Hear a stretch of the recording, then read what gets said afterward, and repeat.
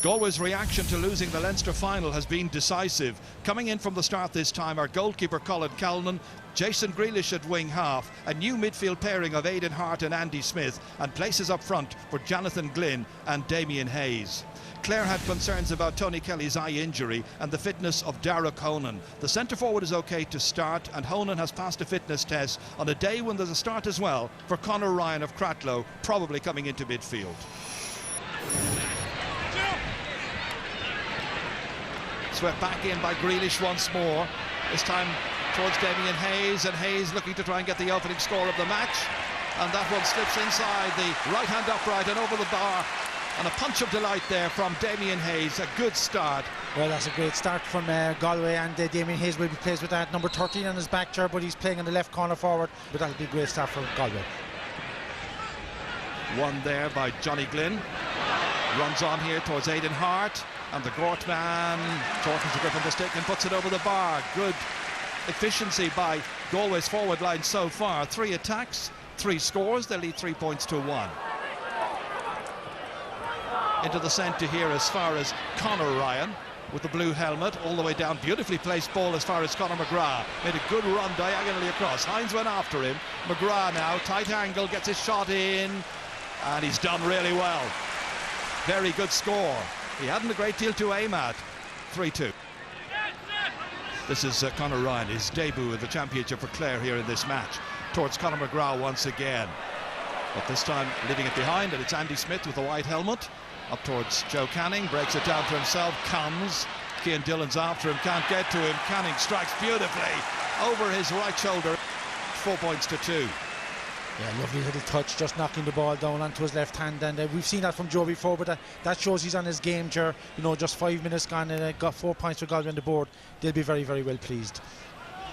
From this puck out over the head there of David Collins, missed it completely, but John Conlon's after it, and Conlon's 30 metres out. Ooh, it was rising up, and it's gone over the bar. Point for John Conlon, but he had a goal in his mind very definitely. Played across here once again towards Aidan Hart.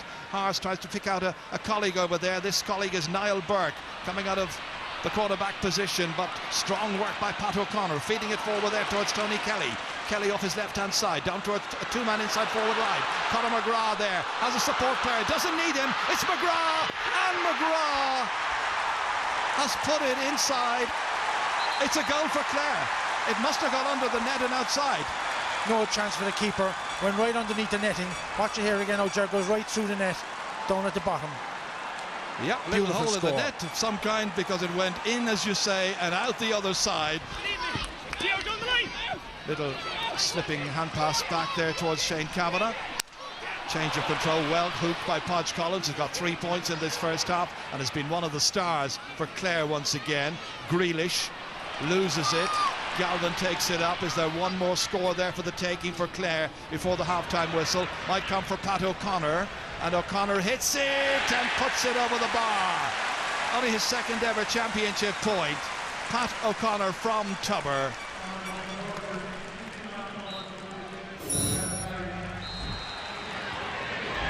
Now here as far as Shane Kavanagh.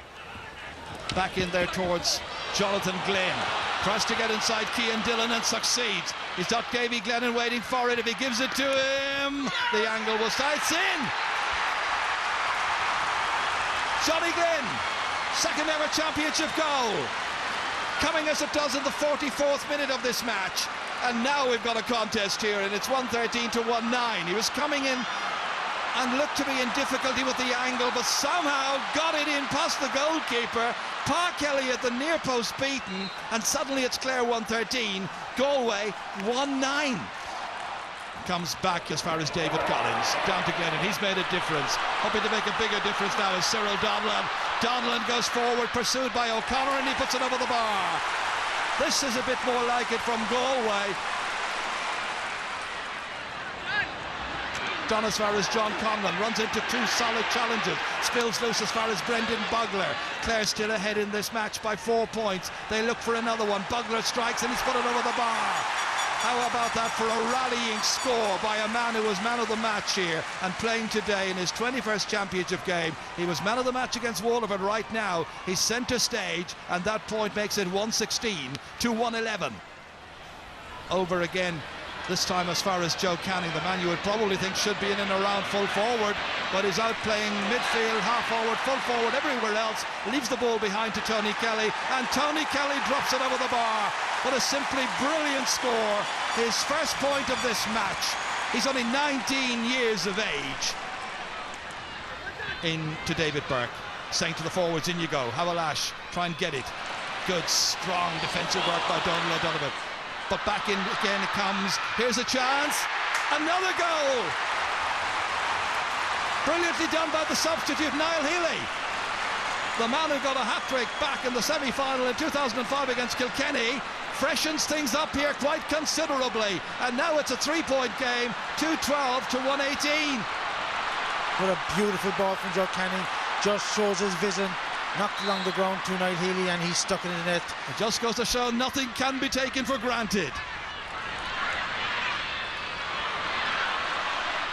Right now, right here, it's Clare, and they're looking good, and that's Nicky O'Connell. Galway had their moments in the second half on occasions once they regrouped, but Clare were always looking like winners, and winners they are.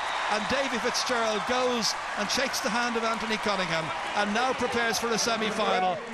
And so it is Clare who play Limerick, and at Semple Stadium here in Thurles, it's Clare, the winners, by 1 goal and 23 points to Galway's 2 goals and 14. I'm delighted for the guys. We've a fantastic young bunch there, and I suppose they've exceeded my expectations. So they worked very hard. I thought we probably made that half hard on ourselves. We gave away 2 sloppy goals, and you won't get away with that against Limerick. But hats off to the young guys. Anytime Galway came back at us, we upped it a gear and went again. And I'm just very proud of the way they played today. A few missed chances definitely there at the start of the second half, and our luck wasn't probably in there. But it's no fault of anyone. We tried very, very hard. It was the best team won on the day, and they're a bit sharper than us, I'd have to say that. And they deserved to win. They were a better team. But we made a huge progress there in getting back to being very, very close in the second half, and probably disappointed we didn't kick on from that. And just 1 or 2, I suppose, bad misses and a bit of bad luck then at that stage.